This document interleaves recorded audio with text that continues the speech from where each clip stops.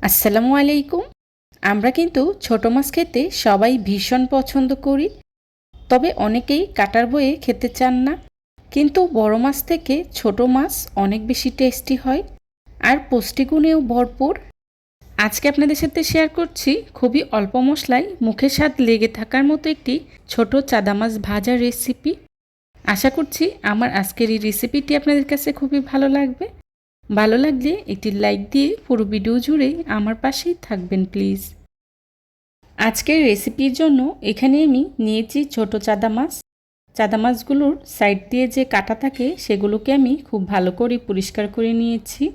আর চাদা মাছের পেটের ভিতরে যে ময়লা থাকে সেগুলোকে আমি কেটে ফেলে দিয়েছি।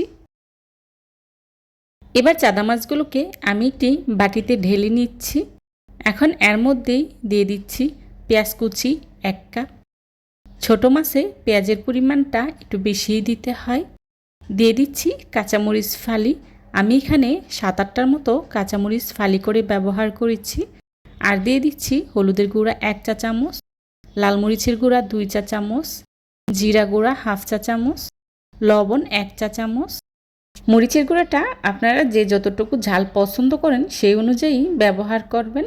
আমি চাদা মাছটা একটু ঝাল ঝাল করেই ভাজি করব, তাই এখানে মরিচের গুঁড়োটা একটু বেশি ব্যবহার করেছি।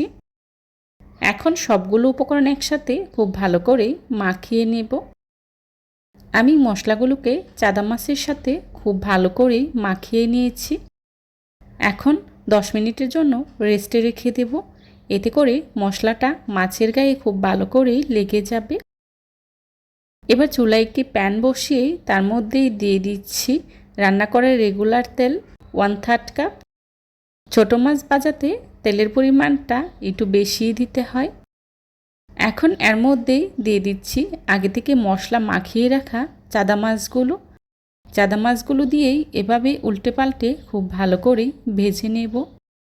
প্রথমেই চাদা মাছগুলোকে আলতো হাতে নেড়ে দিতে হবে, না হলে মাছগুলো ভেঙে যেতে পারে।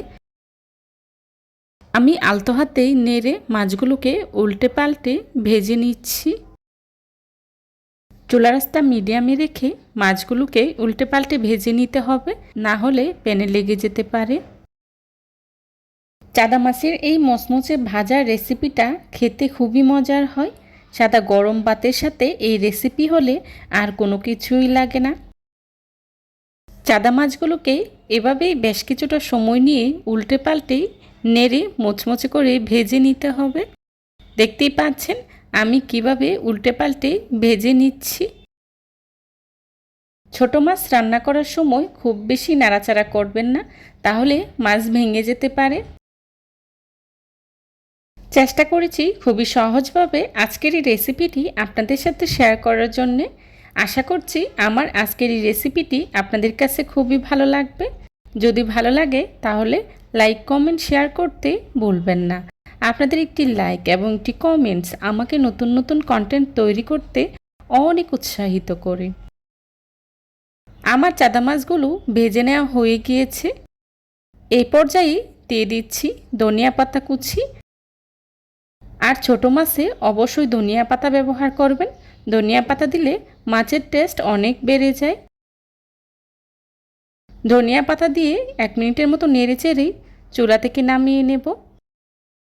হয়ে গেল আমার মজাদার চাদা মাছ ভাজা রেসিপি।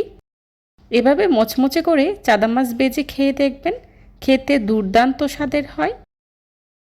যারা খেয়েছেন তারা তো জানেন খেতে কতটা মজার হয়, আর যারা খান নাই একবার হলেও ট্রাই করে দেখবেন। আশা করছি ভালো লাগবে। হয়ে গেল আমার মজাদার চাদা মাছ ভাজার রেসিপি।